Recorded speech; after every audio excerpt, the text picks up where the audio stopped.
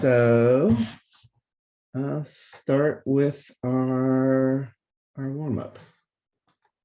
So let me go into that.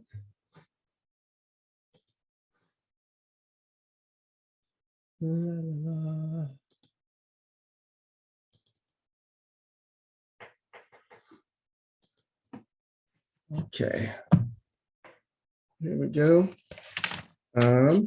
So things to just remind everyone, we are on the kind of final run into the end of the semester. So, and we're going to be getting a lot of new material. We have 4 lectures left, and we're going to finish up the immune system, go through the digestive system, go through the endocrine system and the reproductive system. So there's a lot of new material coming up to the end, which means you should be studying the stuff we've studied up to this point. So if you're up here, we got people with hundreds and 80% on here. If you're down in the zone here, it's a sign you should be kind of keeping up studying, because the semester is going to just kind of scream to a close, and you probably aren't going to have all the time to just catch up on everything if you just leave it all to the last minute. So just putting that out there. All right.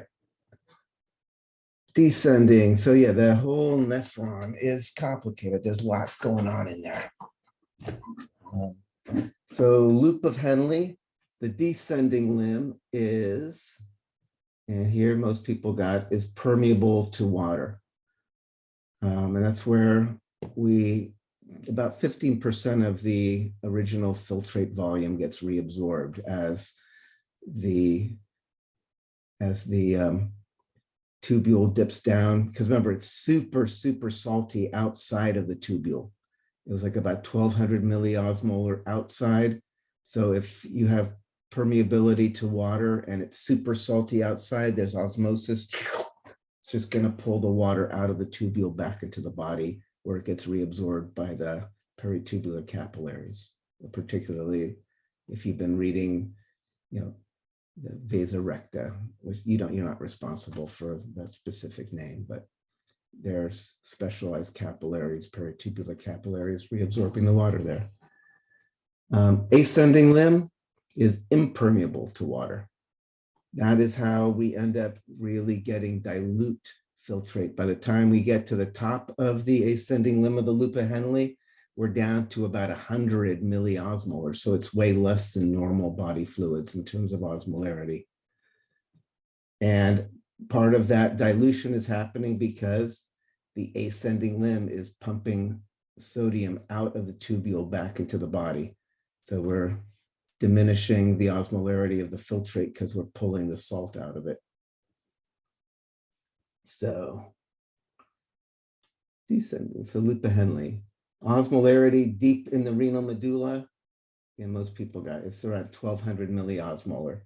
That's how you concentrate your urine. Like that's how we end up, especially in the collecting duct as well. That's how we can open up the little aquaporins there and suck water out of the tubules back into the body, because those tubules are going down through this really salty environment.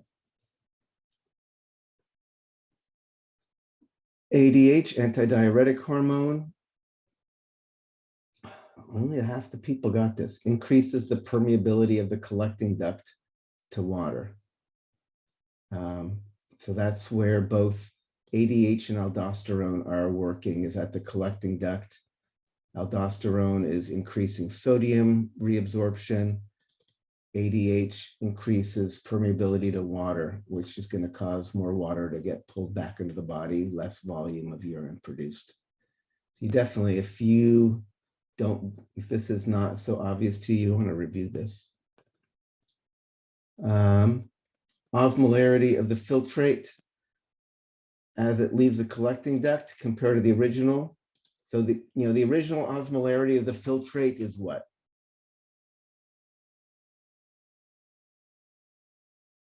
It's 300 milliosmolar. At the end of the collecting duct, again, only a third of the people got it. It can be higher or lower depending on the hormones. Like if you have ADH, you might be pulling lots of water back and have very concentrated urine. It can be as concentrated as 1,200 milliosmolar or so. Or if you don't have the ADH, you don't have the aquaporins, the filtrate entering at the top is super dilute, like 100 milliosmolar, and it might still be at the end. You could have like very dilute watery urine coming out. So the osmolarity at the end of the collecting duct could be way higher or way lower than 300 milliosmolar based on whether or not you have those aquaporins open, for instance. So people should go back and spend some time reviewing the kidney function, because this is important. I promise you this is going to come back either for your triumphant demonstration of your knowledge, or it'll come back and bite you in the behind if you're not studying it and you're getting to the final exam. So, and then tubes carrying urine from the kidneys to the bladder are the ureters. Yeah, and everybody got that. What do we call the tubes that carry from the bladder out of the body? A urethra. Yeah, the urethra. And we'll talk more about the urethra when we get to the reproductive system, particularly in the guy. The urethra's got a lot going on because it's where you mix up all the components of semen and all that during ejaculation. All right.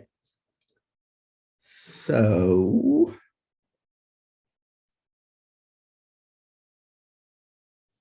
stop that. Any questions about that material?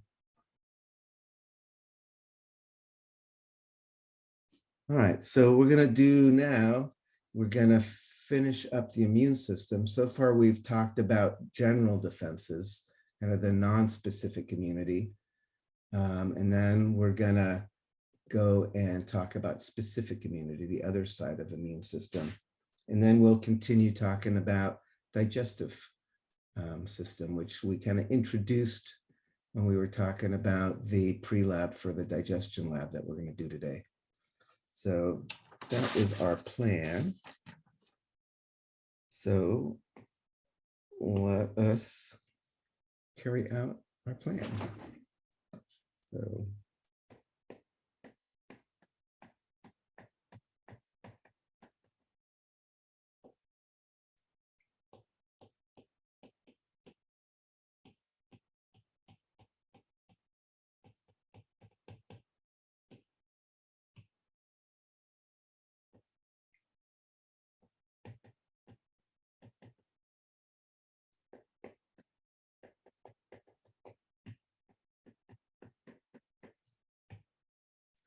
all right, so as I've talked about before, there's kind of two broad divisions of your immune system.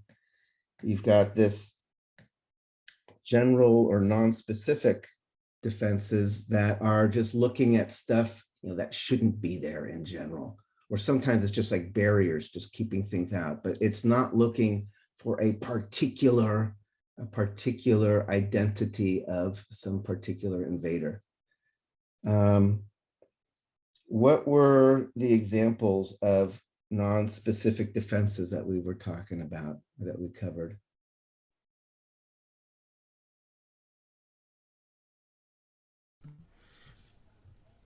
Acid in the stomach. Yeah, so there was acid in the stomach. And there's also just acidity actually on your skin or in the vaginal canal that helps keep the reproduction of pathogenic bacteria at bay. What other things? The skin. The skin is an overall barrier to entry into your body. And the mucous membranes that have kind of that sticky mucus on them. And then the mucus, in addition to being sticky, what else did the mucus have in it that helped protect you?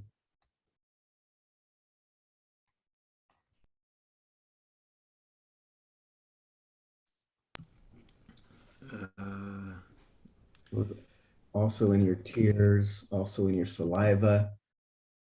Like antimicrobial properties?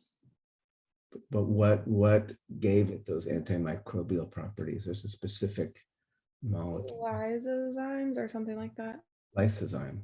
Yeah, lysozyme is in the mucuses that you excrete. It's in your tears. It's in your saliva, and it attacks bacterial cell walls.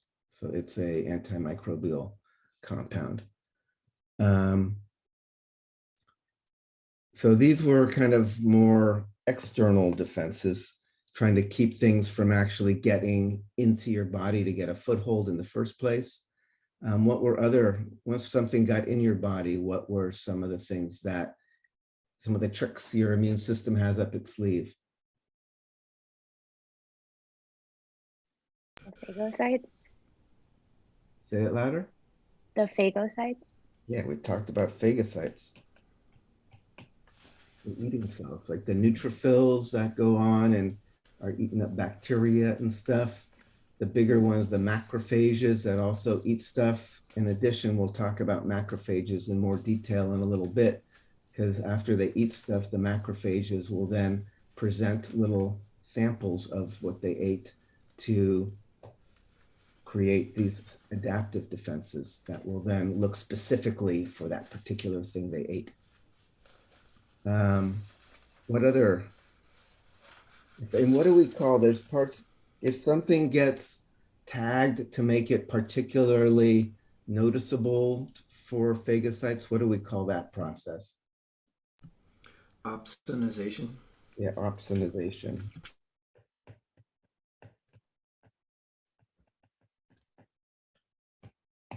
So we talked about that complement cascade opsonizing the targets. When we get to the antibodies as part of specific immunity, we'll see there's also opsonization going on. What other processes did we talk about as part of general defenses? Inflammation as a defense. Inflammation. Having the vessels dilate to bring more blood into the region, having the vessels get more leaky to let the different like antibodies and different proteins get out of and cells for that matter, to get out of the bloodstream into the tissues. That exudate cause the swelling, and there's also heat and pain, so you can leave it alone. But again, something that is triggered intentionally. I think sometimes when people think about some of the, you see inflammation, it looks like, things are going wrong. It's actually your body intentionally doing that. It serves in the process of fighting the infection. Same thing with fever. We talked about fever. When you have a fever, that's triggered by these pyrogens, the molecules released by white blood cells as they're fighting things that talk to your hypothalamus and reset your body temperature. But it's actually, it's something that's intentionally being triggered. It's not like, oh, the system's breaking down and the fever, your temperature control's going off. It's your body's intentionally sending messages, or your white blood cells, I should say, are intentionally sending messages to your hypothalamus to reset your thermostat. What are other general internal defenses we talked about? Natural killer cells. NK cells. These are ones that rather than eat stuff, they poke holes in their target. And they might take out even your own cells that are looking messed up. Maybe they've become cancerous or something. They're no longer functioning properly.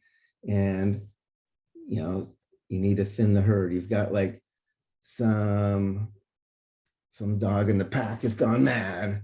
It's like, we can't just let it go and kill and infect all the other good dogs. And there was what's another non-specific internal defense we talked about? Interferons. Interferons, which,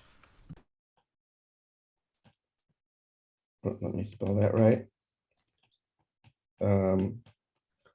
which basically help you fight viruses. If cells are infected with viruses, they're going to release these signaling molecules so the surrounding cells can take action and make adjustments to make themselves less vulnerable to get infected as well. So these are all things that are non-specific. Sometimes they are just literally like a barrier, like your skin. Sometimes they are, noticing things that would just never be on a human cell. So we know it's not one of your cells that belongs there. It's going to be very different though in this adaptive or specific immunity, which we're going to talk about now. So we are now going to shift gears and talk about specific defenses or adaptive immunity. And actually, no, there's one, before I do it, there's one last thing on the general side that we need to add in, because it's actually going to tie into here. People remember there's a cascade of plasma proteins that activates. Complement. What does complement do? Intensifies inflammation, Yes. opsonizes, Opsonizes and something with doing the poking holes in cells. I forgot what it's yeah, it creates this membrane attack complex, which pokes holes in the target as well. So this is actually going to come up in our discussion of specific defenses, because one of the things that antibody binding does is actually triggers this complement cascade to occur. So again, as part of its name, complement, because it complements both divisions of the immune system. It can be triggered just because something doesn't look right, which would be general defenses, but then we'll see that it can be triggered by antibodies as part of your specific immunity. So let us now go into specific or adaptive defenses. Before we leave innate immunity, I have in my notes something from early on when you were talking about it last lecture. Talking about different things, skin, macrophages, and then I just have in my notes receptors that recognize things that, quote, have to be invaders. Right. So like these toll-like receptors, like some of the, like the phagocytes or the kill, for instance, how do they know this thing doesn't belong there? So a lot of these cells that are non-specific but are still like attacking things need to have some positive information that this is actually something to attack. So there are receptors that can recognize things that would only be like on a bacteria, for instance. So that's what I meant by that. Is there a general name for like that class of receptors, the same way that like antibodies would be? I mean, is there a name for that kind of like non-specific? There, I can give you an example of one of them is called the toll-like receptor, TLR, but I'm sure there's a variety of different ones. Okay, thank you. Yeah. So, yeah, and I can say the immune system there's so many moving parts to it. If it was my real focus of my own work, I'd probably be able to tell you more, but I don't have that depth of knowledge to get deeper into all the specific kinds of receptors that are involved there. The specific immunity. So there are three main qualities that distinguish specific immunity. The first part is it is antigen specific.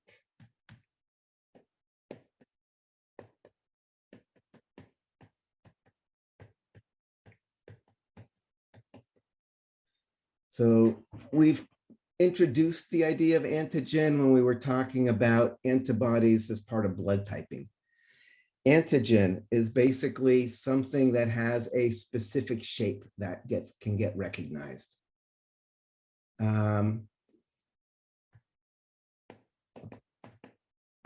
stands for like antibody generating.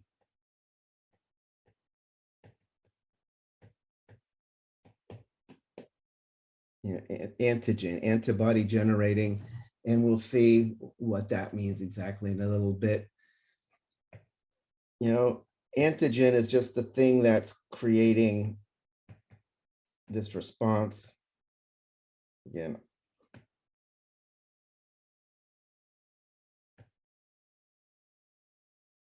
so like here, let's say this is some invading microbe.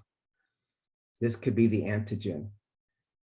Notice that there are a variety of kind of distinctive shapes that define this thing. So you can have one antigen, but you can have several, like what we call antigenic determinant sites.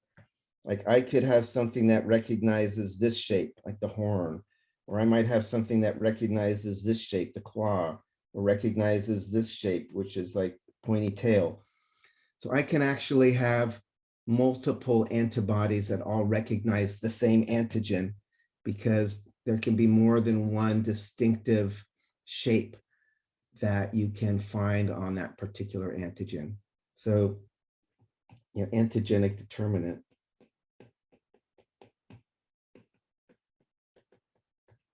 It's kind of more specific, like a particular portion or shape on this thing that is useful to recognize the particular antigen. Like in the, as you go forward, sometimes you'll probably hear like monoclonal antibodies versus like polyclonal antibodies.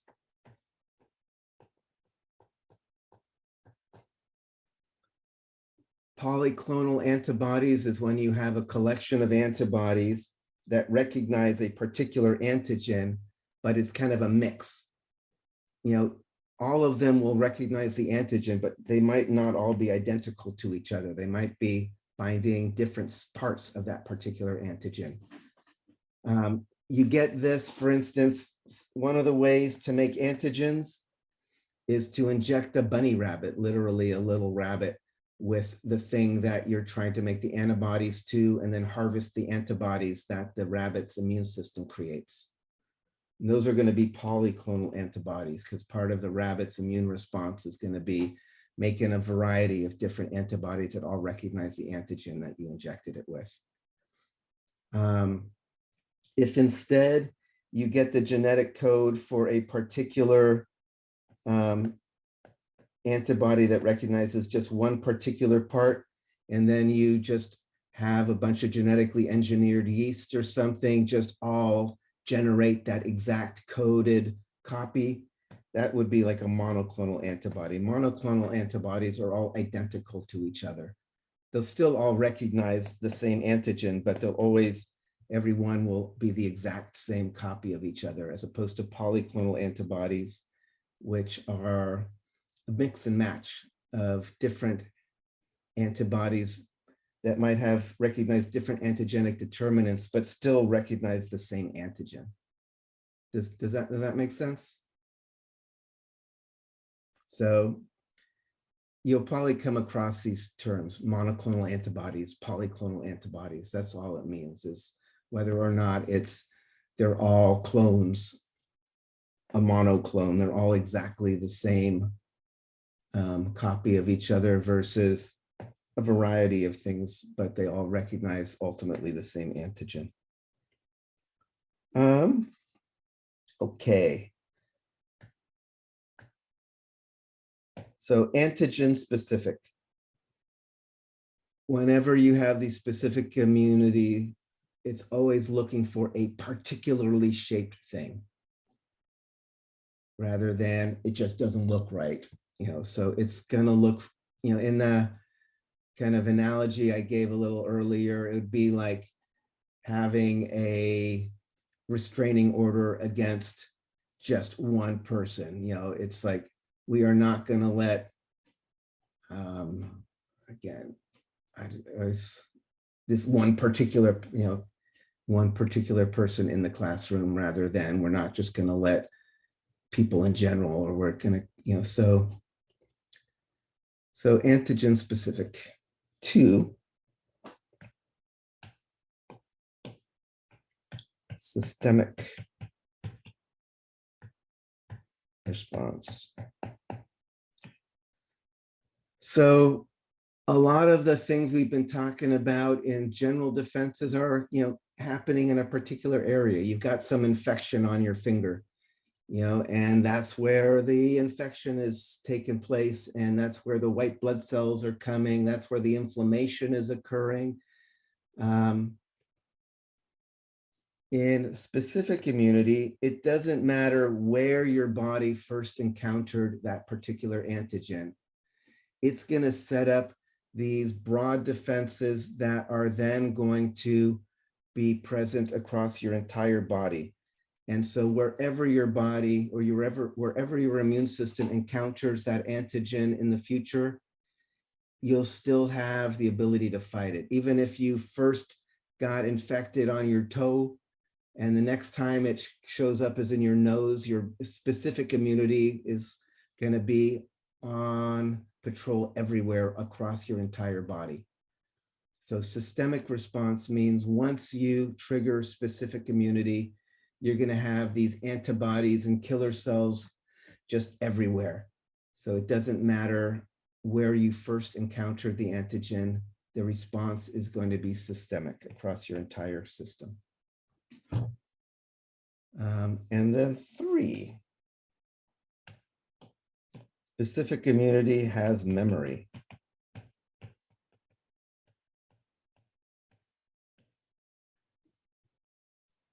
So once you encounter some antigen and create a response to it, part of that process is you create what are called memory cells. There's going to be memory B cells, memory T cells that hold on to a template of what did that thing look like. And if you ever see it again in your body, you'll be able to create a much faster and stronger response to that same antigen. And that's how you get immunity. Let's talk about this right now, about memory of specific immunity and what does it mean to be immune to something. So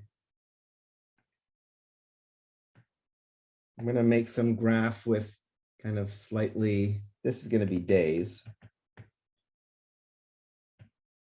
Like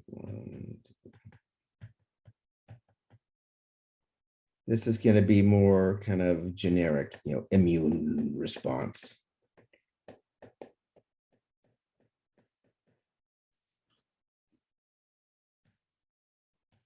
So let's say here, you encounter the antigen.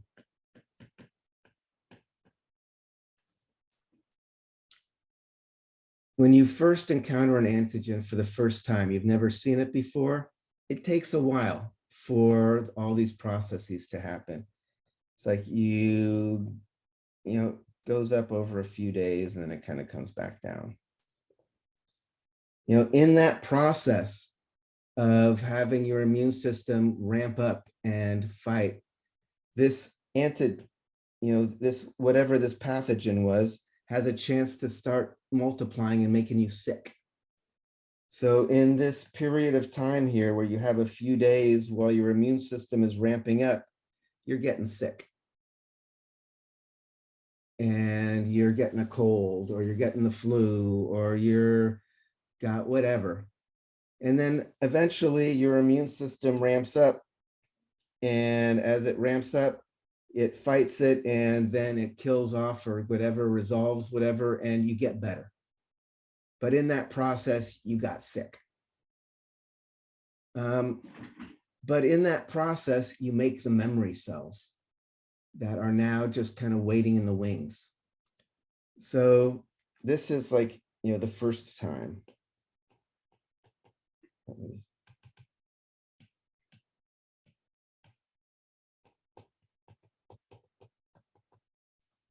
The second time you see it, you have a very different response. So the second time you see the same antigen, your body is going to have these memory cells, and boom. Maybe I should do a little different. Like, ooh, something like that.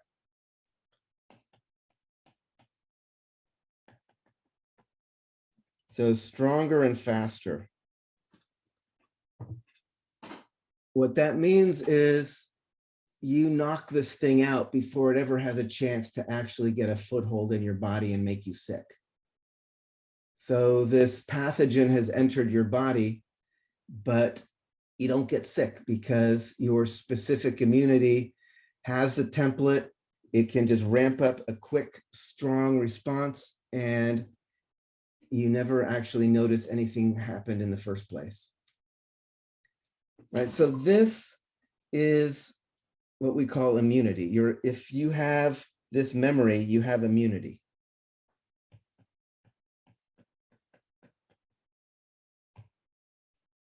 In fact, we call this active immunity. Active immunity means that you have the memory cells, and if you ever see the same pathogen again, you are going to have a quick, strong response and you won't get sick. This is how vaccines work, right? Vaccines work by trying to give you the memory cells, create this active immunity, but hopefully not make you sick in the process. You know, how could we do that? How can you try to give somebody active immunity, but not actually get them sick?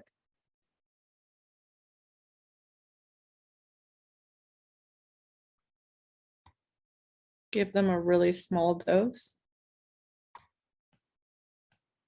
Although small, if it's an active pathogen, it's gonna start like multiplying and probably making you sick. Give them a piece of it, but not the whole thing, like we're doing COVID vaccine. Yeah, so that's a big, one of the major ways people do it is give them a piece of it. You know, the antigen is what is important, recognizing the antigen. But if we go back here and we just take part of it, maybe just this piece, and this piece is not the whole actual pathogen, it's just something that has a distinctive shape that's found on the antigen, and your body gets this is not going to make you sick. This does not have the ability to like go in and make you sick. But if you manage to get your body to create memory cells against that particular antigenic determinant, if this thing actually does ever show up, your immune system actually does recognize it because it recognizes that shape. So for instance, yeah, the COVID vaccine is going to create memory cells that recognize like the spike protein on the COVID, on that coronavirus, but without actually giving you the coronavirus to make you sick in the first place and give you COVID-19. Right? And actually the way the coronavirus vaccine works is even the old school vaccines that worked like this did actually give you literally a piece of the antigen for your body to respond to. Do people know how the coronavirus vaccine works, the COVID vaccine works? Does it give you the mRNA?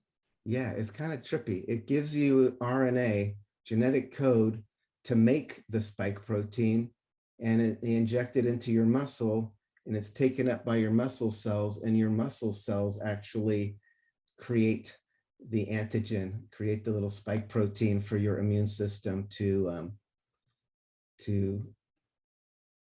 respond to, which is it's pretty amazing. It's part of the way they can like quickly modify things. All you have to do is change the RNA a bit and the same vaccine will work for a slightly different antigen. So yeah, the vaccine they're doing for COVID is pretty newfangled and really cool. Although the basic idea is very classic. It's using, having the antigen present, having your body respond to it, but having the antigen in a way that's not pathogenic. I mean, another way that you can do this is have the whole virus or whatever, but have it killed. So you can have killed virus. So you have the virus, but you inactivate it in one way or another, and then you put it in somebody and your body will have an immune response, but this thing doesn't have the ability to make you sick. Or sometimes they have, so you can have killed virus.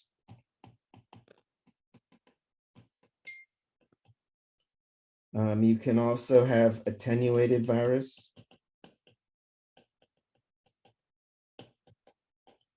This is where you have something that's not quite dead, but doesn't really have much of an ability to make you sick. So it has enough of the shape to have an immune response, but it doesn't have the ability to like reproduce really quickly and make you really sick. So that's another version of these, is like kind of a hobbled version of the virus, so to speak. So attenuated viruses, killed viruses, or just like a piece of this thing. Those will all give you active immunity. Why do we call it, vaccines? Vaccines give you active immunity. Why is it called vaccine? Because it started in cows Yeah, it started with or people who had smallpox. inoculum. They found that the milkmaids, the people who worked with cows were not getting smallpox. And they realized that the thing was the people who had cowpox, which was a more not as horrible a disease as smallpox, actually seemed to confer immunity. And they realized that what was happening was, vaca is a cow. So that by giving people this less virulent disease, cowpox, it would actually protect people from getting smallpox. So it's, vaccine just comes from the word for cow. There is another kind of immunity that is clinically relevant that you should know about, called passive immunity. So let's talk about that briefly. So I've been talking about active immunity. This has memory, because you have encountered the antigen and created the process and have memory cells. There's also this thing called passive immunity. So passive immunity is when you are given pre-made antibodies against a particular antigen.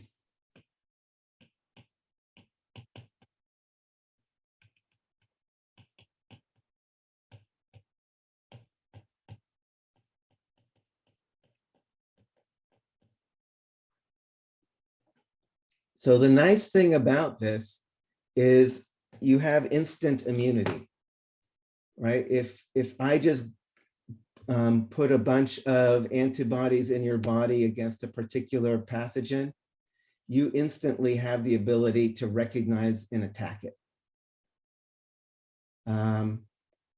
When I was in grad school, we did a diving trip down to Baja, and I came back with hepatitis A and got super duper sick.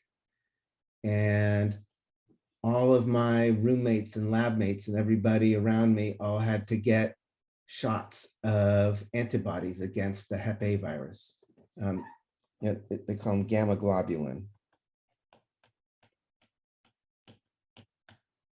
Gamma globulin equals immunoglobulin equals antibodies. Those are all synonyms. So they all got gamma globulin shots against the Hep A virus. So they weren't going to get sick, even though they were around somebody who was shedding lots of virus. So this is a way to get instant immunity. But what's the downside of it?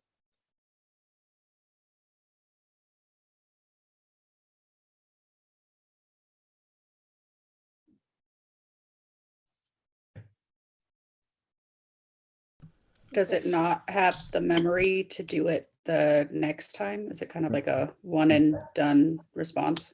Exactly. It's like, yeah, one and done. It's like you have it for the while, but once those antibodies eventually clear out of your system, there was never any memory cells or anything that were produced as part of the process.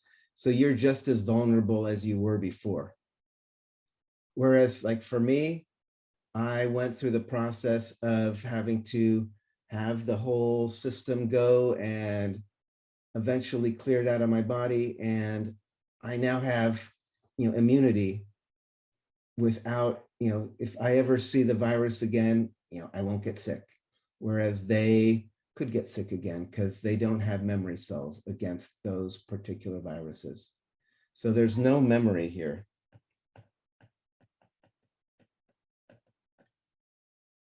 But it does give you, instant immunity against whatever those antibodies recognize. This happens in nursing. There are IgA antibodies that are in mother's milk. So, when a baby is first born, their immune system is first coming online, they're pretty vulnerable. One of the things that is happening is that they're actually getting antibodies from their mom, against all the basic kind of pathogens, whatever the mom's system has kind of decided is important to recognize and protect herself, from her body from. She is transferring those antibodies to the baby through nursing and is giving the baby passive immunity. While the baby's immune system is having a chance to kind of mature and create its own responses to the things in the environment that it's encountering. So passive immunity also happens during nursing. So active immunity, that memory of something you've encountered so you don't get sick again. And the memory can fade over time. That's why people get boosters for their immunes, for their vaccines and things like that. And then we'll talk about, when we talk about, viruses. I mean, it's at this point, it's so in the news, but obviously viruses mutate. So like, why do you get the cold? Why do you get a cold? Like, even though you've had a cold before, shouldn't you have immunity against that stupid rhinovirus? What happens? Why, or flu? You've had the flu once. Why do you ever get a flu again in your life? It mutates every year. Yeah, it's like the outer coating of this little virus mutates, changes what it looks like. So then it kind of slides under the radar and your body doesn't recognize this new version, this new like kind of fancy costume that it's wearing. So you get sick again. How do the flu shots work?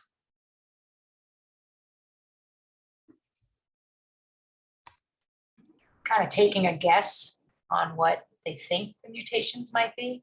Yeah, I mean, they usually look kind of in the other hemisphere, like what virus is currently moving through the population that is going to be arriving like here in the US in like 6 months, and then create a vaccine that, recognizes that. And they've gotten better and better at it, but it's not 100%. It is a guess. It could mutate in that 6 months that it's on the way here, but typically it will reduce the chances of you getting sick or as sick when this flu virus makes landfall, in the US. But yeah, so like, yeah, flu vaccines are this kind of moving target because the influenza virus keeps changing its outer coating. So you have to keep making new vaccines that are going to, tell your immune system to respond to this new looking thing. So, Question about vaccines. uh-huh.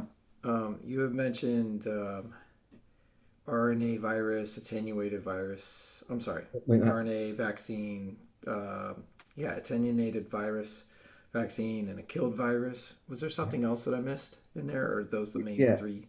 Yeah, no, there was the ones where you could give a piece of the antigen directly. Like the RNA viruses, you're actually instructing your own body cells to manufacture antigen. But the more classic vaccines have been injecting somebody actually with antigen, if that makes sense.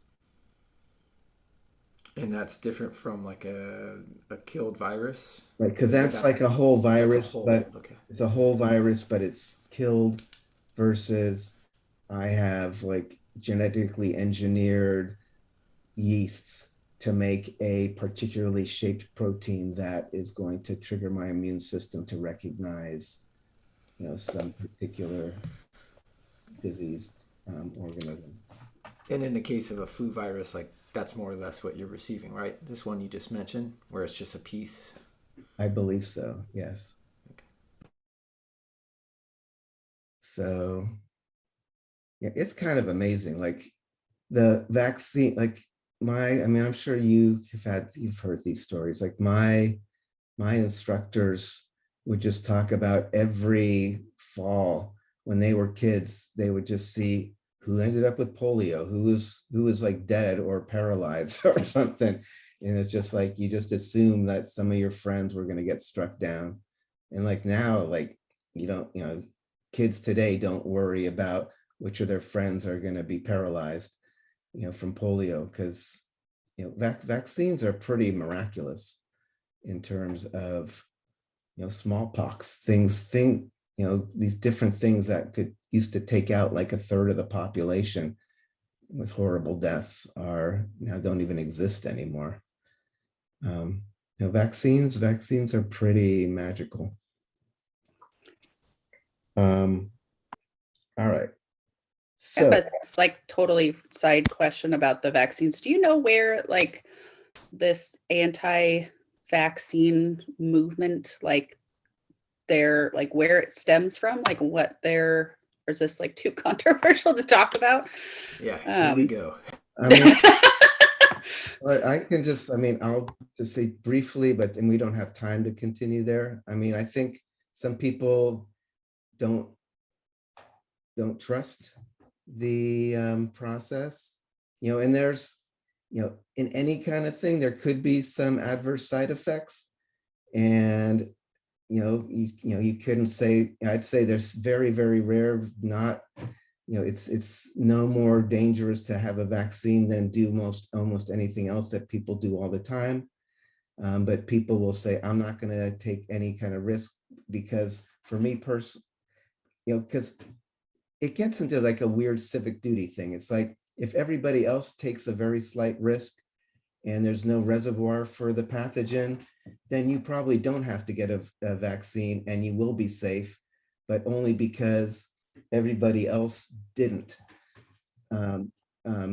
take this kind of what I think of as a selfish route.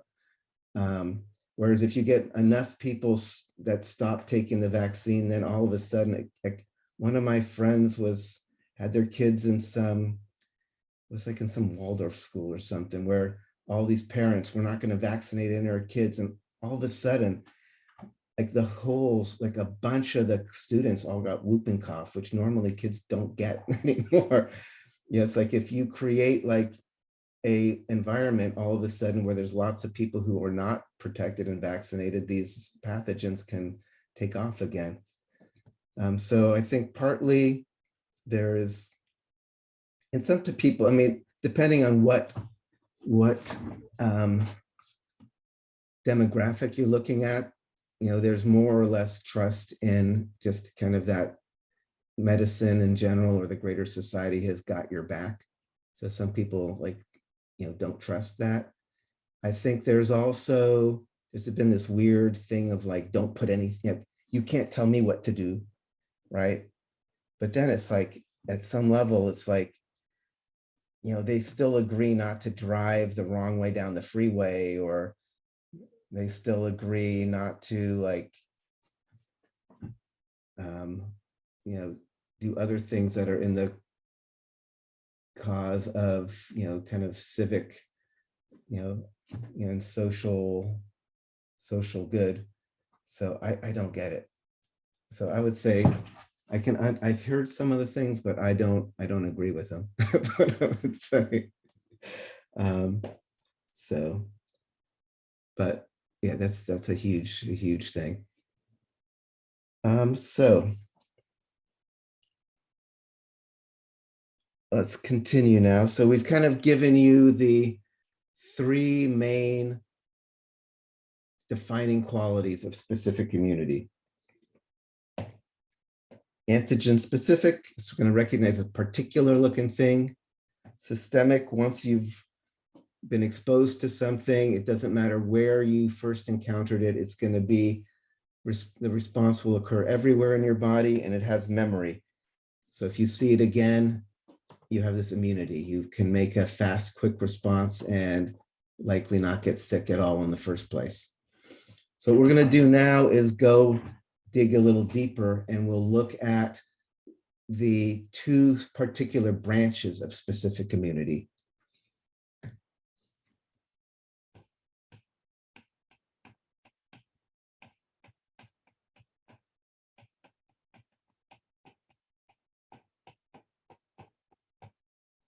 So one is going to be called the antibody mediated, also called humoral. The other is called cell mediated.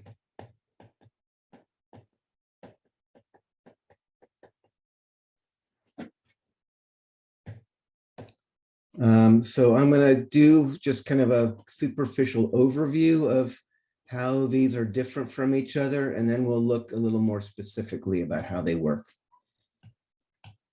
So just from their name, antibody mediated, this uses antibodies to target and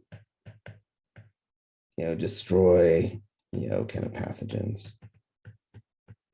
I shouldn't call it pathogen, target, to maybe recognize and destroy target. Let's say that.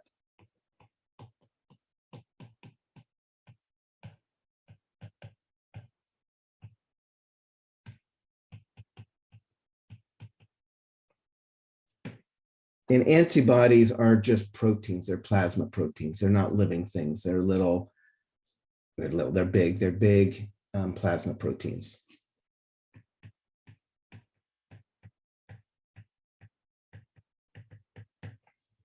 Cell mediated, on the other hand, uses actual cells that can recognize the antigen and then poke holes in the target. So uses killer cells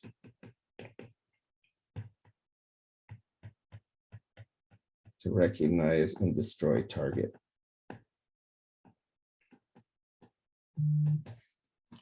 Often the target in this case might be even one of your own cells that is being recognized as being completely infested with some virus. It's too far gone for this cell to be rescued.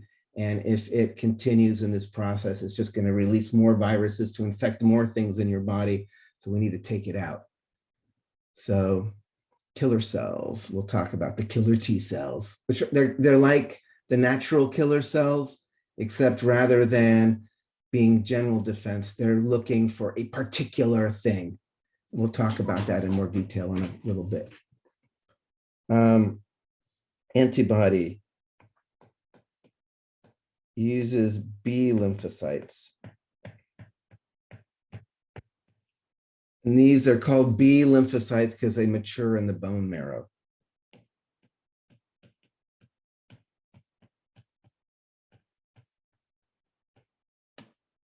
Cell mediated uses T lymphocytes,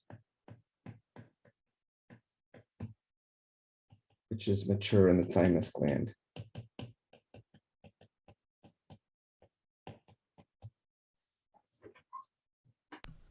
Both of those originate in bone marrow, though, right? They originate, but then they migrate to the to the thymus gland to mature and also get kind of weeded out. Like one of the things that's a real danger in the immune system is recognizing your own tissue, right? Because then you're going to have an autoimmune disease. You're going to start attacking your own body. So like one of the things that happens in the thymus gland is you've got these crazy things that just express all the random stuff that your genetic code makes. And any little lymphocyte that recognizes your own tissue gets weeded out. So part of that maturing process is weeding out any lymphocyte that has any potential to accidentally recognize and attack your own tissue. So, and obviously this kind of thing goes wrong because autoimmune diseases are, pretty prevalent and often devastating. We'll talk about those in a little bit.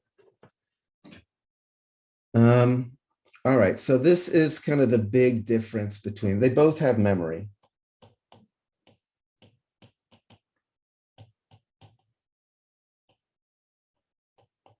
So they both have memory, they both are looking for a particular antigen, but how they recognize and attack the antigen is going to be different. And also the population of lymphocytes that are involved are different. So let's start with this one. Let's start with antibody mediated. And humors is kind of the old school word for just the fluids of your body. And it gets this name because these antibodies basically get secreted into the fluids of your body. They're flowing around in your plasma. They actually get excreted into your mucus and stuff like that. So these antibodies are just in all the fluids, and then any antigen that ends up around the vicinity is going to then get bound by this antigen, and we'll see what happens when that happens. All right. So we are going to talk about this idea of how are we going to create an antibody that recognizes a particular antigen. So antibody, you've already kind of meant antibodies when we talked about blood typing.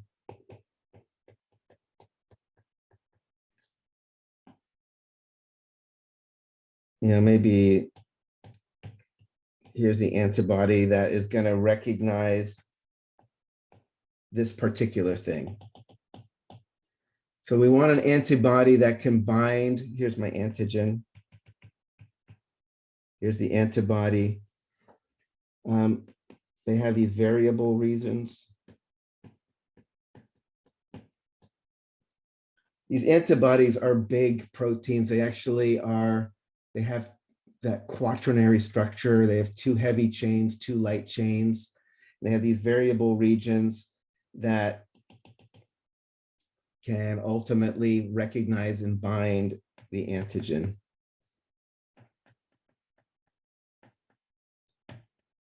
How is it that we are going to create antibodies that recognize this specific antigen? So that's going to be it's non-intuitive, right? You might think, well, why don't we just kind of build it? It's not how it works. So what we're going to talk about is this idea of clonal selection.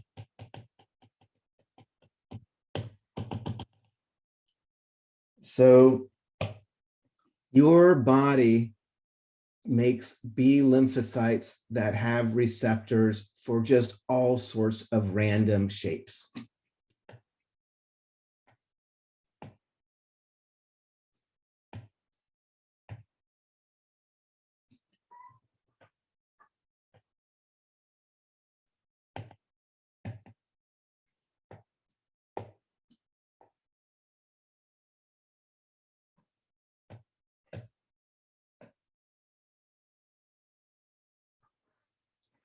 So this is before you have encountered the antigen.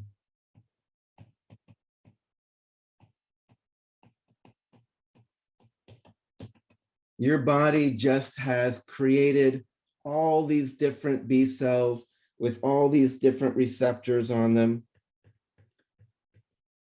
with all these different random shapes. So it's just a process that mixes up the genetic code to create all these random shapes. And these are all just floating around, just waiting. Meanwhile,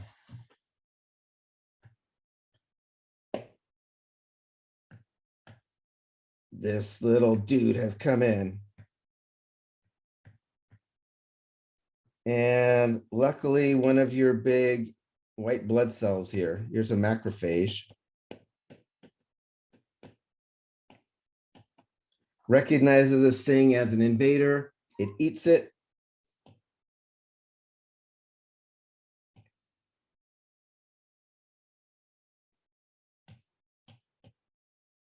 But in that process, it doesn't just eat it.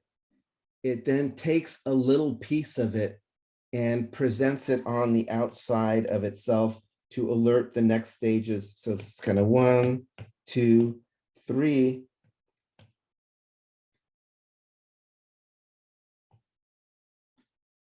We're going to talk about specifically, it's called MHC2. It has a special membrane protein where it is presenting the antigen.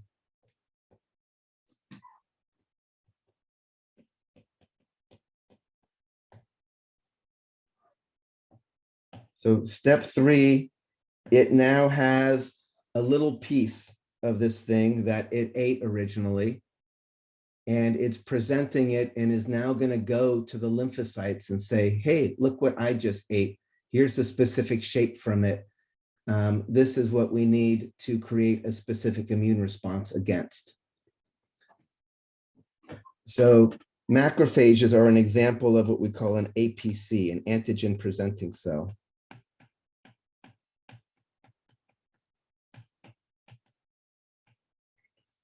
There are other cells called dendritic cells.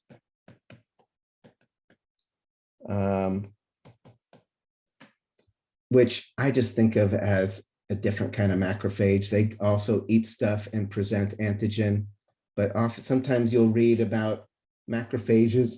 Sometimes you read about dendritic cells. Dendritic cells are basically the same idea as a macrophage. So this has been happening. We've got our antigen presenting cell, and it has some antigen that it's now ready to present. And it's going to present it. It's going to come in here.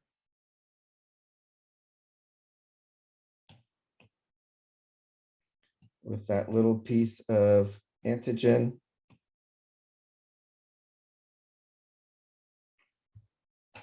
And there is going to be some B cell with some pre-made receptor. Again, these are all pre-made receptors already. That's going to be the right one. This is the dude now. Let's say it's this one. Whoa. Match. Right. So there was nothing, this one, it could have been any of them. It depends on what the particular antigen is. You know, this is more like, it's more like The Hobbit than like, there's no chosen B cell. It's just like, you know, some everyday B cell that just happens to be the one that is called to duty here because it just happens to be carrying the receptor that matches what is being presented by this antigen presenting cell, right? There was nothing particular. This one might have spent your whole life just floating around and never finding its purpose, but it just happens to be the one that has that particular receptor that is matching this. Here's my little macrophage presenting the antigen.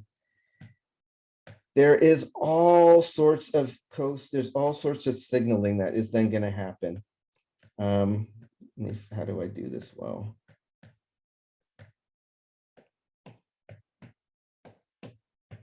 there's all what we call this co-stimulation.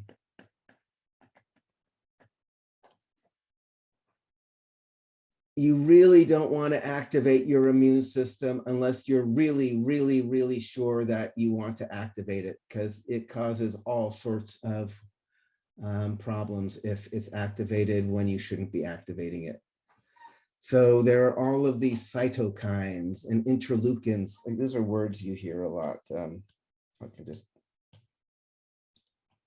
again,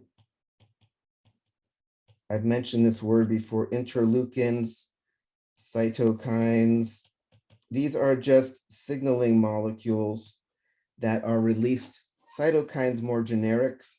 It means like molecules released by cells as signals to other molecules to talk to them. Interleukins are specific ones that are talking in between leukocytes, in between white blood cells. So there's all sorts of handshaking that goes on, where it's like, you got it, I got it. You sure you got it? Yep, I'm sure this is right. And then, so you make sure it's all good. It also requires, I should say,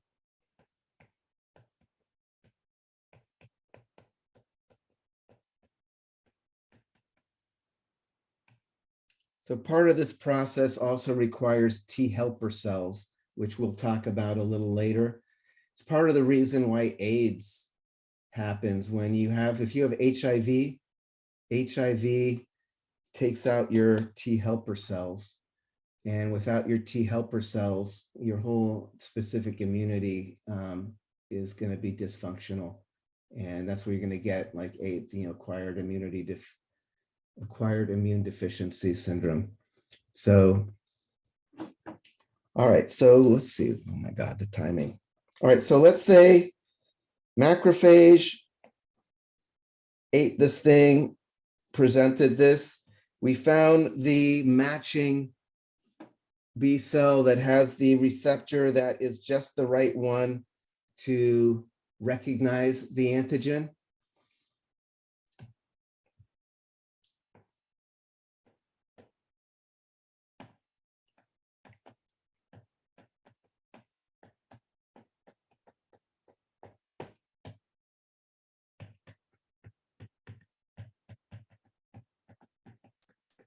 So now we undergo clonal selection. We have the blueprint for the receptor that is going to match the antigen. That lymphocyte has the specific receptor that can match the antigen.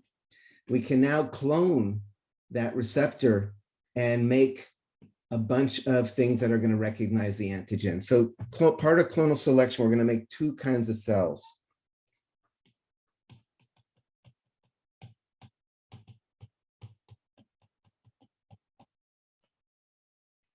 So plasma cells, which are basically antibody factories.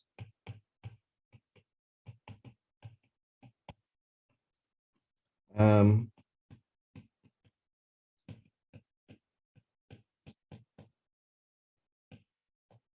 basically make thousands of antibodies that are going to recognize that particular shape every second. Like when you have swollen glands, when you're fighting some infection, those swollen lymph nodes are swollen because you have all of these plasma cells dividing. So you're going to get lots and lots and lots of these cells that are then making lots and lots and lots of antibodies that are getting sent out into your system to recognize and fight whatever that antigen is. Right, so plasma cells are basically, you take the genetic code from that B cell and you use it to make all these cloned plasma cells that all have the exact same receptor. Now that is integrated into the antibodies. The other kinds of cells you're also going to make are going to be memory cells.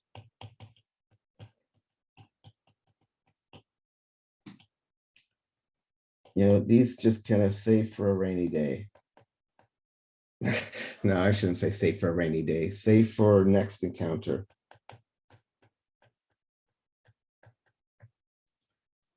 So these are just gonna kind of go off and be put off in the cupboard, so to speak, so you have immunity. But in the moment, these plasma cells are making lots of antibodies to fight the infection that's happening now.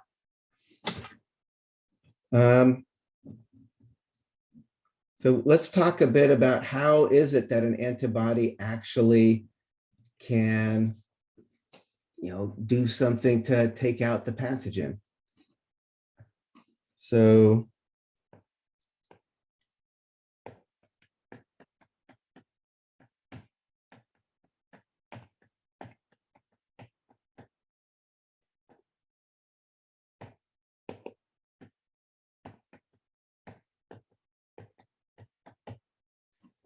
right, because an antibody in some ways is kind of like just like a little sticky wicket, right?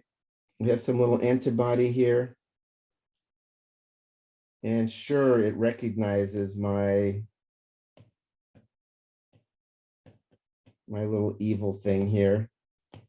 But it's like, oh dear, I've got a thing stuck on my horn, whatever, right? How is it that this is actually going to be a thing to take it out? One of the ways is you've already seen. What happened when we put red blood cells in with antibodies that recognize the antigen on the red blood cell?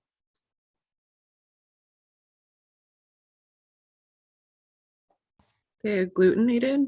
Yeah, totally. We had agglutination.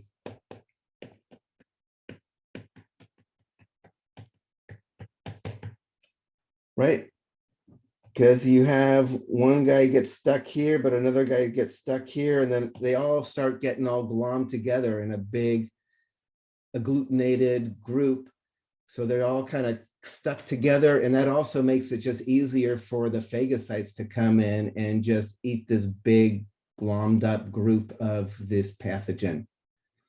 So agglutination is part of it. 2 is called neutralization.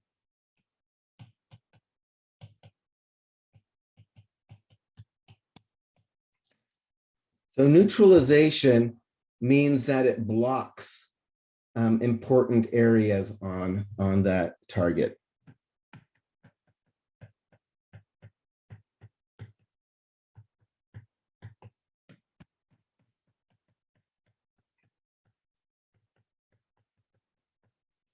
Right, so maybe if you had antibodies starting to get onto your hands, now this thing can no longer grab on. Right, if I'm a virus and I have a particular spike protein that is necessary to actually dock and inject myself into the cell in the respiratory tract, I can't do it anymore because now it's all covered with antibodies, these things sticking on it.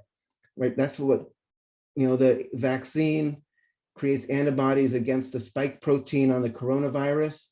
So then the coronavirus is in your body, but there's antibodies stuck on the spike protein, and the spike protein is necessary to actually get a hold and enter into your body cells.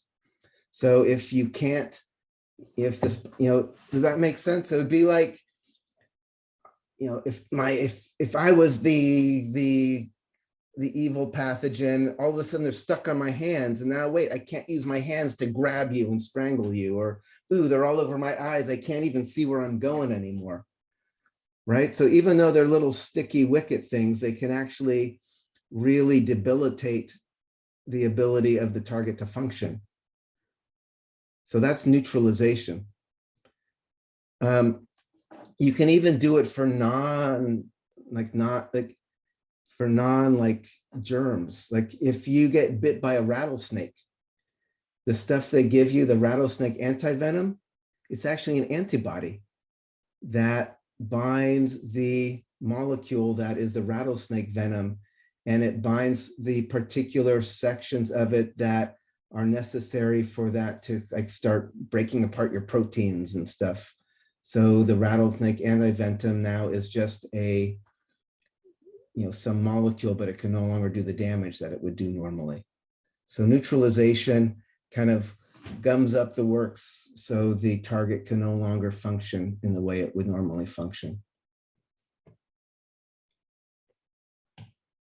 And then 3 usually the word they use is fixes complement. This is kind of like, activates.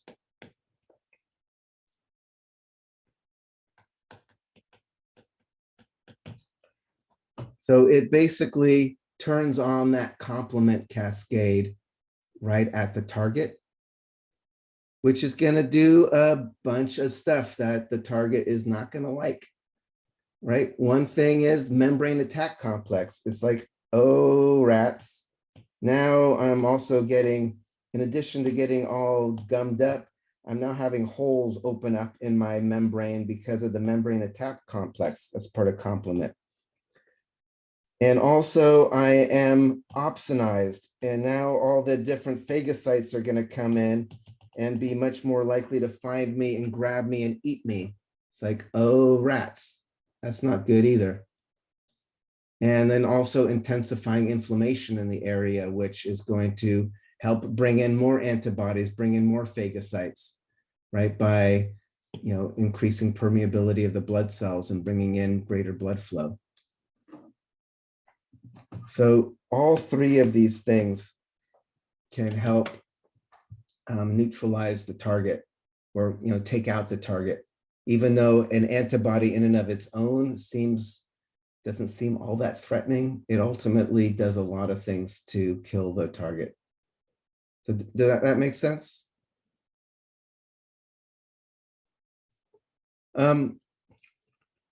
Let's finish the antibodies by just talking about different kinds. All antibodies have the same basic structure and the same thing of fixed and variable regions, but there are different versions. And again, some versions have like 2 antibodies tail to tail. Some actually have 5 antibodies in a row, kind of like, actually like more like kind of a wheel of sticky wickets. Let's look at different types of antibodies and why you care.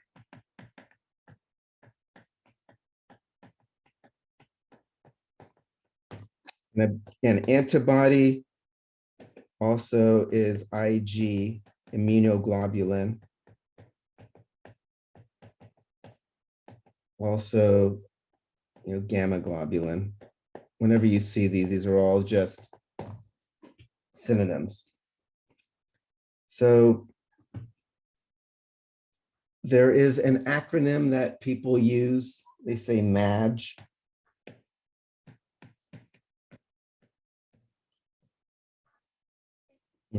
For me, that name always conjures up some woman serving you some coffee at a truck stop or something. So whatever it brings up for you, I think it's useful. So IgM. IgM is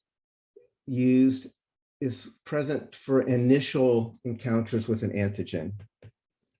So produced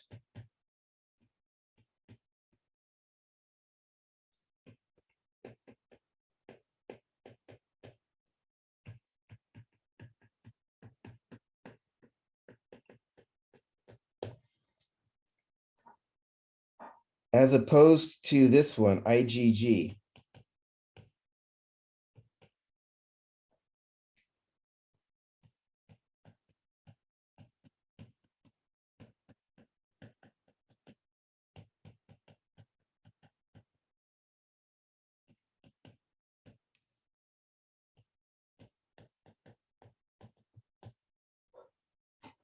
So when you have an initial encounter with an antigen and have your very first response, IgM is the one that gets made.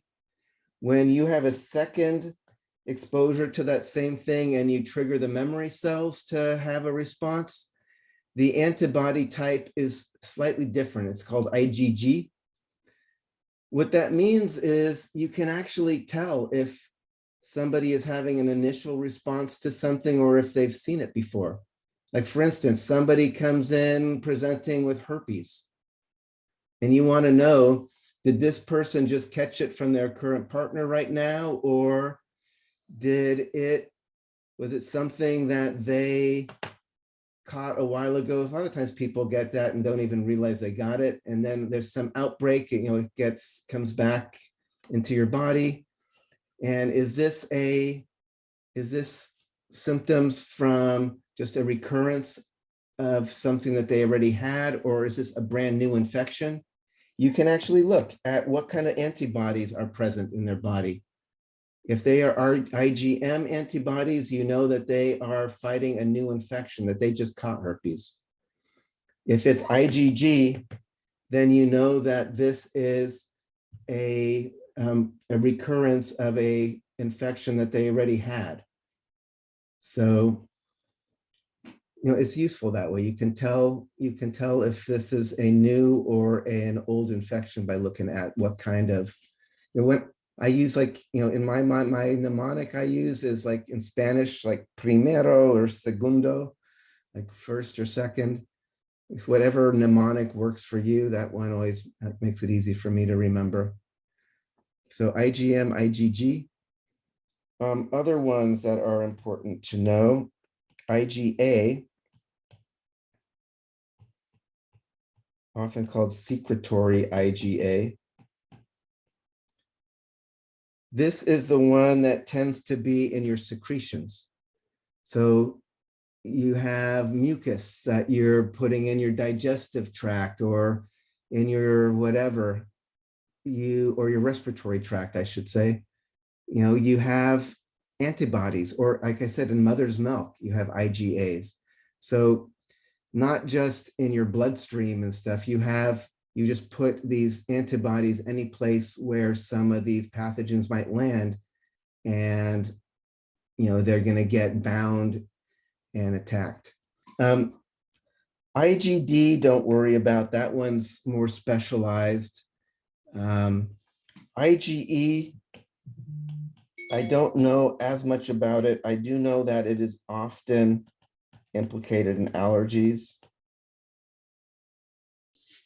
It's a little bit more we need to do to tie up specific immunity, which is basically add in the cell mediated, although it's just going to be adding a little more, since most of the background that we've talked about for the antibody mediated will be the same, the whole idea of clonal selection and stuff like that. So let's just finish this up.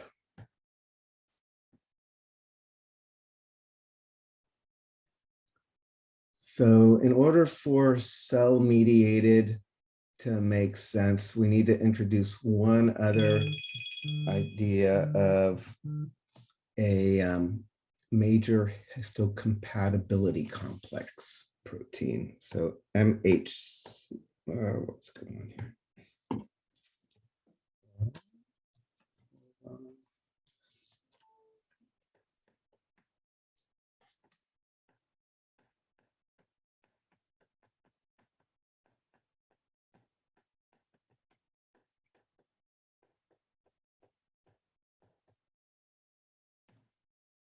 So this is a membrane protein.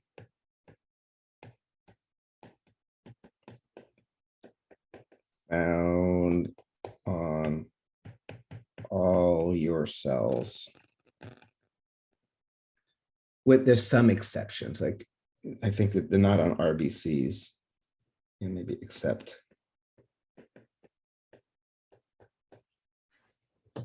So it's a membrane protein.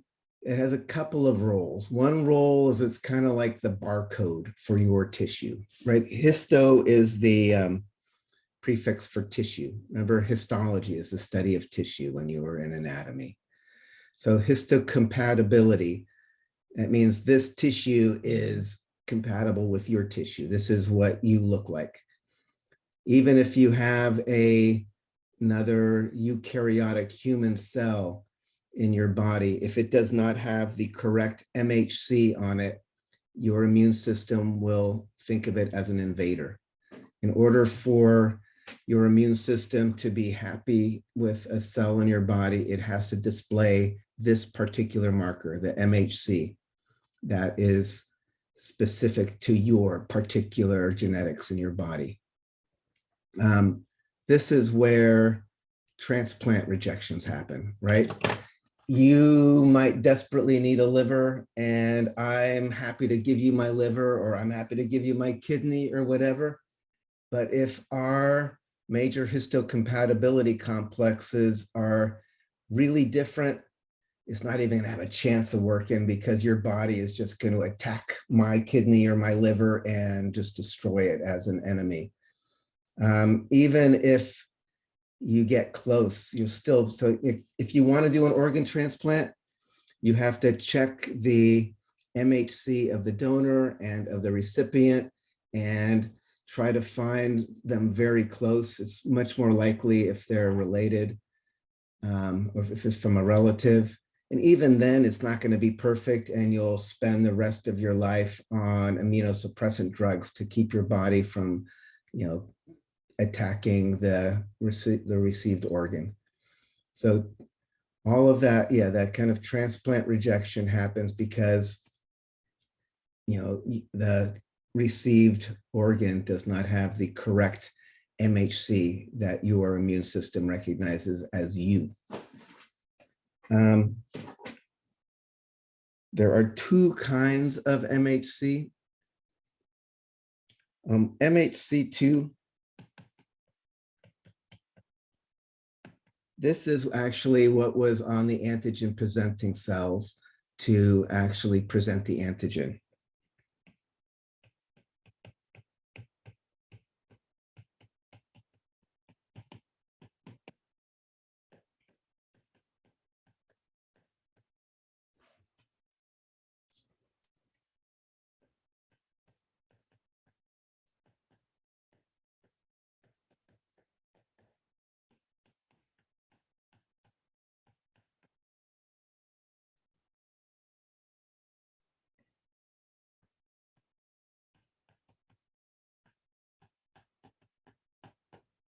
So basically, MHC2, that is actually, when I showed you that picture of the, the macrophage here, and it had some little protein on its membrane that it was displaying a little piece of the antigen, this thing that it had eaten.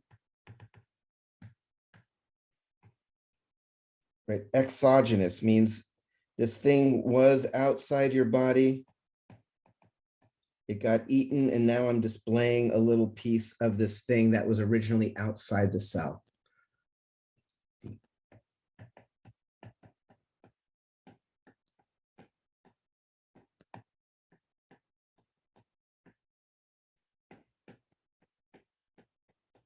So it displays an exogenous peptide fragment. It displays a little piece of something that it originally ate, something that came from outside. So this is just found in specific antigen presenting cells. This is not the most common kind of MHC, but I'm adding it in here. I'm doing it first because it just connects to this idea of the antigen presenting cells we've been talking about. Most common is MHC1. So this is on almost every one of your cells. Again, with the exception of, these special immune cells that do the MHC2, as well as I said, RBCs. So this is different from MHC1 in that it displays an endogenous peptide fragment. And I'll say what that means in a second.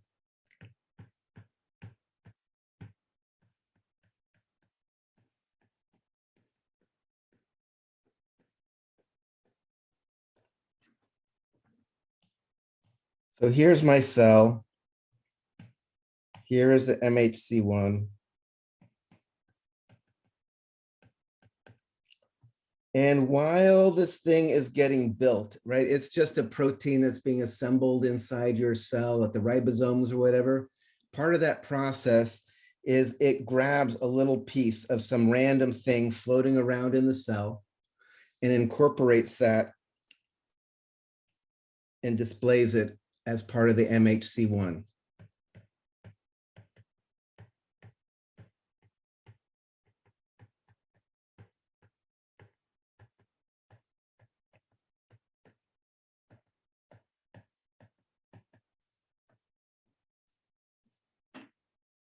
So it's basically presenting to the outside world a little random sample of something that's inside the cell. Right? If I was doing it from, if my room was the cell, I might grab, oh, here's a pair of glasses, some random thing that was lying around in my desk, and I'm going to assemble it on the MHC and present it outside so anybody walking by the house from the outside can see, oh, here's a little sample of something inside the room. Or maybe I'll make it randomly grab the keyboard here. And now this is part of the MHC1, which now gets put on the outside of the house. And so anybody walking by the house can say, oh, looks like there's a keyboard's got to be inside the house. Right. So MHC1 if you're from the outside looking in, you can see a little sample of what is going on inside the cell. And as long as that thing inside the cell is just some random normal thing that should be in a cell, that is all good. But where this is going to be useful is when we have like our killer T cells, which we're going to talk about, right? I'm going to have my killer T cell here, on patrol. He's got like the wanted, this little thing. And it could be that this thing is filled with viruses. The viruses are inside and are multiplying. But how does he know? How does this killer T cell know what's going on inside the cell and that this cell is currently being infected and having a bunch of multiplying viruses inside? It's because the MHC1 is just taking a little sample of something in the cell and making it part of itself. But now that little piece of endogenous peptide fragment, this killer T cell's like, oh my God, that's what I'm looking for. This cell is showing me a little bit of its inside, and what its inside looks like is this virus that I'm trying to hunt down. So this is a way for your cell-mediated immunity, which is going to be these killer T cells, to recognize that something's wrong and to actually find their little antigen they're looking for, even if it's actually being assembled within the cells itself. Rather, from the outside, it doesn't look like there's much going on, but from the inside, there's this crazy takeover of the cellular machinery to manufacture more viruses. So does that make sense? Yeah. It makes sense. Can I ask, like way early in the class, you were talking about cell membranes and you were talking about the glycocalyx as something that's important in self-recognition. Is Right. this So that part of that glycocalyx is going to be the MHC there. the MHC ones for the Yeah, most part, MHC. right? Yeah. Okay, thank you. Sure. All right. So then so when we talked about antibody mediated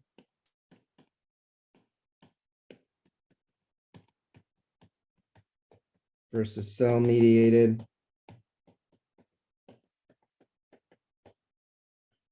these are the two branches of specific immunity.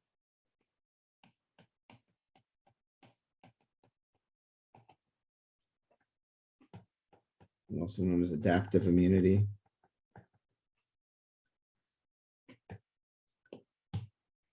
We talked about antibody had B cells, this had T cells.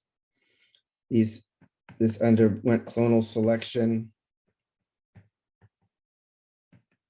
made plasma cells, which made antibodies, plus memory cells, So in cell mediated, you also get clonal selection.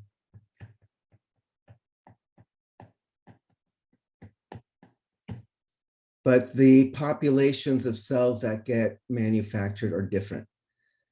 Instead of making plasma cells to make antibodies, you're going to make killer T cells.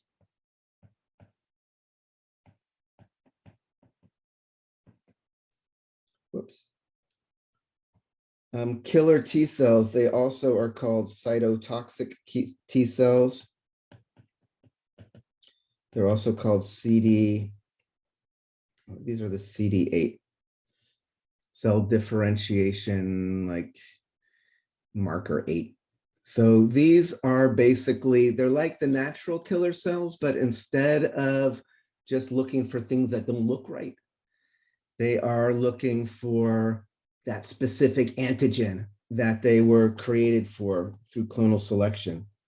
And like back to my picture here, my killer T cell has my little wanted poster. It knows what it's looking for, and then it can see if the cell is infected with it by looking at that MHC1 endogenous fragment. And if that cell looks like it's just infested with virus, it's a killer T cell, so it's gonna poke holes and take out this cell, which is just filled with virus. And if it just continues on this path, it's just gonna be releasing more viruses to the rest of the body. So killer T cells can recognize the antigen infected cell and then, destroy it.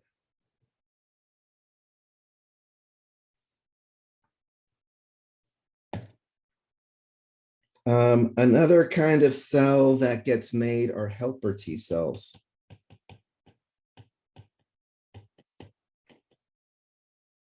They're also called CD4 cells.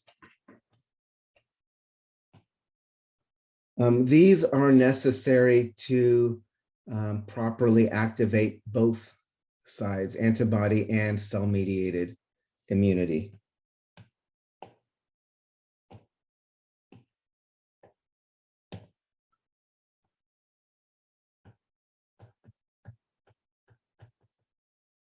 We're not going to get into all of the details. They're part of this kind of co-stimulation and making sure everything is activated properly. But what you do need to know is that they are necessary in that process of activating both cell-mediated and antibody-mediated immunity. And like I said, particularly HIV attacks the helper T cells and therefore is going to hamstring all of your adaptive defenses. Obviously, you're going to have to make memory cells because it's part of adaptive immunity. So we know that there's memory in this division as well. And then there's going to say plus others. There are like suppressor T cells and other kinds of things that are, and we're not going to get into the detail of, particularly with the time, but partly because you can get so complicated in the immune system. And I think at this point, it's important to just focus on kind of the bigger picture of what it's doing and how the different branches kind of divvy up the work. So any questions about cell-mediated here?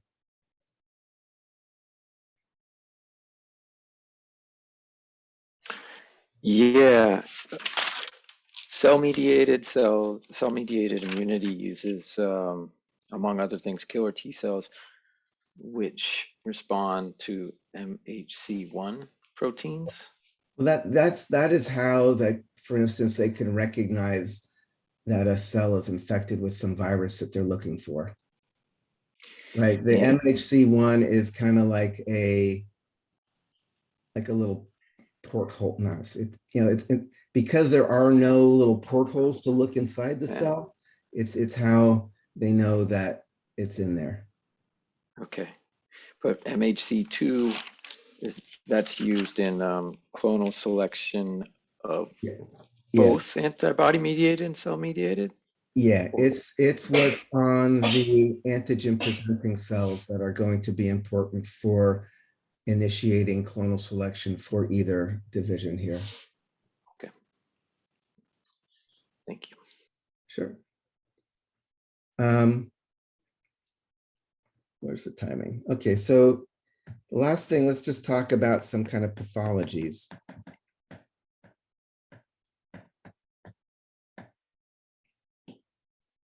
One I've already talked about, we call graft versus host disease.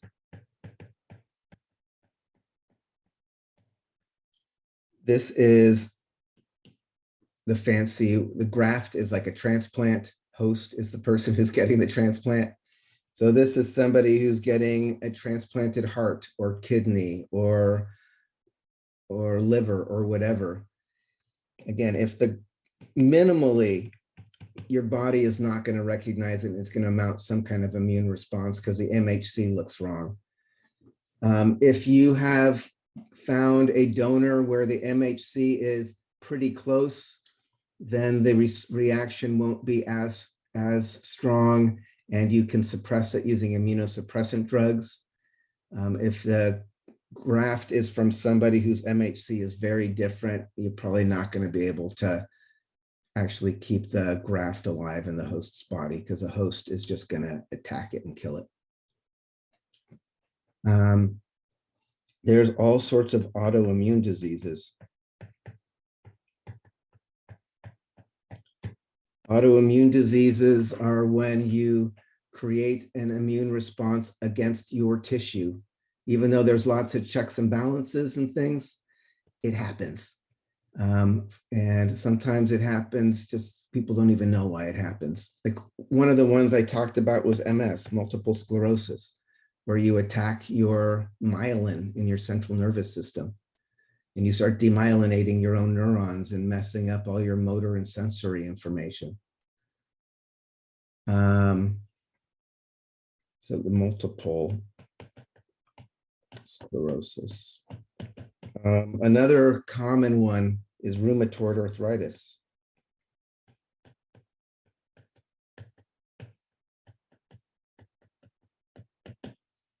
This is a particularly nasty one where your body attacks the synovial membrane in your joints.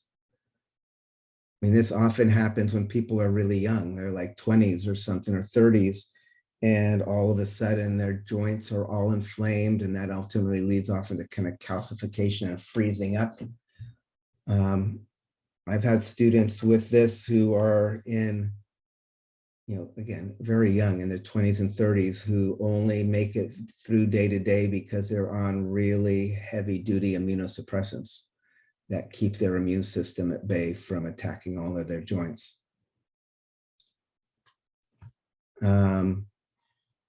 Other ones, lupus. Lupus is kind of a more general, just attacking of your body's tissues, and just your organs start getting inflamed. So this one can be really bad. Diabetes. Diabetes mellitus type 1. You attack your islets of Langerhans in your pancreas. Those are the little cells that are making the insulin. So you take out the parts of your pancreas that make insulin, and now you've got diabetes. Right? So there's a lot of issues that can happen here. And some of them are really hard to kind of figure out why they happened in the first place. Some of them, like MS, comes out of the blue. Sometimes it resolves. Sometimes it just gets worse and worse until you're dead. So they're not that well understood.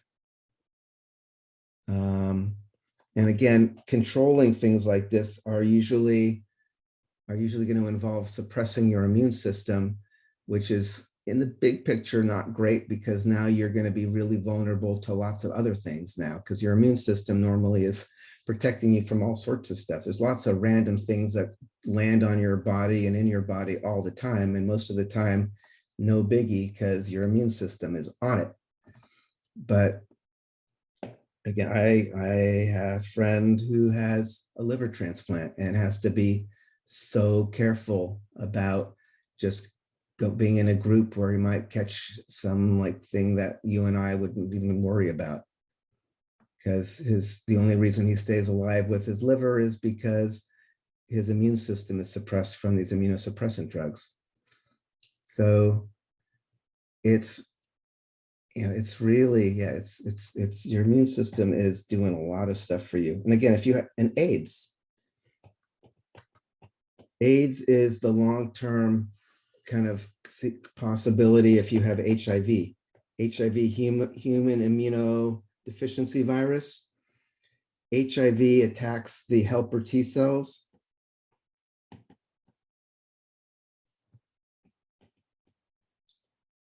And because helper T cells are important for the immune system, it's going to be diminishing your ability to fight things in general.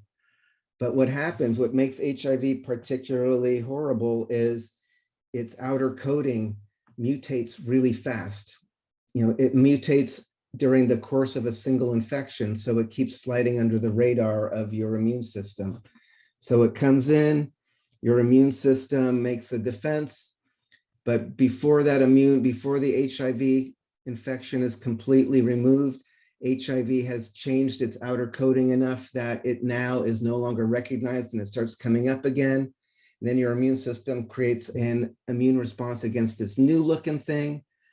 But before it actually takes that all out, the HIV mutates again. And now, as it keeps happening again and again, your helper T cell count gets lower and lower. And pretty soon your immune system, not only is it not fighting HIV anymore, it's not even fighting just random little things that normally land on your body that you'd get rid of like that.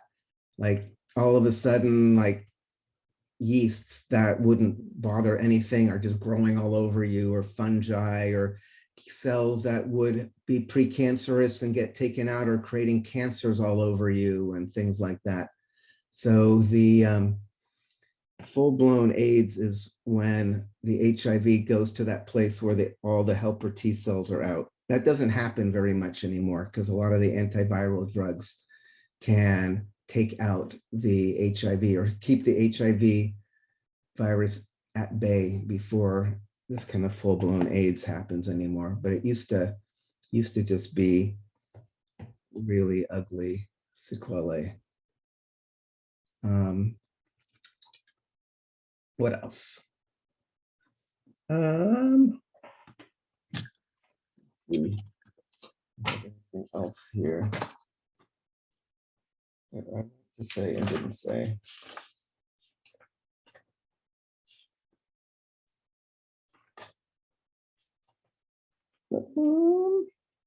Oh, duh. The one other pathology. Allergies. Right? What is an allergy? An allergy is, it's not as severe as some autoimmune disease, but it's also when your immune system is being triggered by something that it shouldn't, like cat dander or pollen or something. And so then the cat dander lands in your respiratory tract, or some pollen lands in your mucous membrane of your eye or your respiratory tract.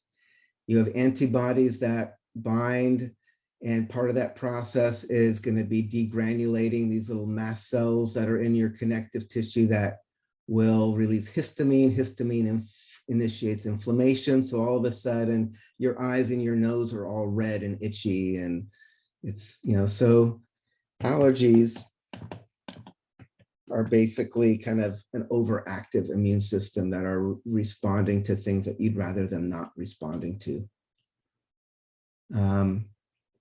It's part of, there's so much changes in how people approach. Like, it seems like some of the stuff where people were trying to keep kids too clean and too protected from dirt and germs has actually created a kind of generation of kids that are overly allergic to lots of things that normally they wouldn't be, just because their immune system never had a chance to kind of properly get kind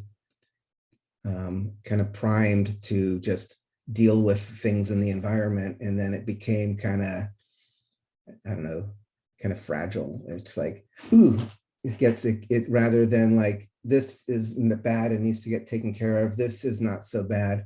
Instead, it just gets overactive and starts responding to things that normally it shouldn't. Worst case allergies are, anaphylactic shock.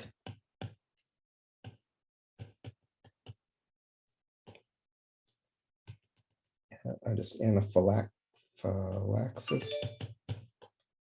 This is where you have basically an allergic reaction that is just kind of systemic through your whole body. And you basically have inflammation everywhere and all this vasodilation. And basically your blood pressure is going to drop to 0. And it's not going to be good. You can die. The people who die from eating a strawberry or something or from a bee sting is because they have all these blood vessels dilating and this kind of systemic response. What can you do to somebody who's in anaphylactic shock? EpiPen. The EpiPen. And what does an EpiPen do? It like shoots adrenaline into them. Exactly. To- Epinephrine, adrenaline. It shoots adrenaline into them. You just jam it into their thigh or whatever. That's going to bring their blood pressure back up because adrenaline's going to increase their heart rate, vasoconstrict, do all these things to increase their blood pressure and kind of stabilize them. But anaphylaxis comes as a kind of really catastrophic allergic response. So, blah, blah, blah, blah, blah. So that is that. So any questions about the immune system before we walk away from it?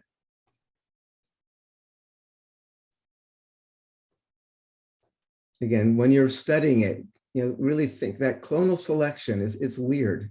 I know the first time I learned about that, it just seemed pretty non-intuitive. I think because I was trained originally as an engineer, where the much more efficient practical thing would be like, let's try to assemble something that fits this thing.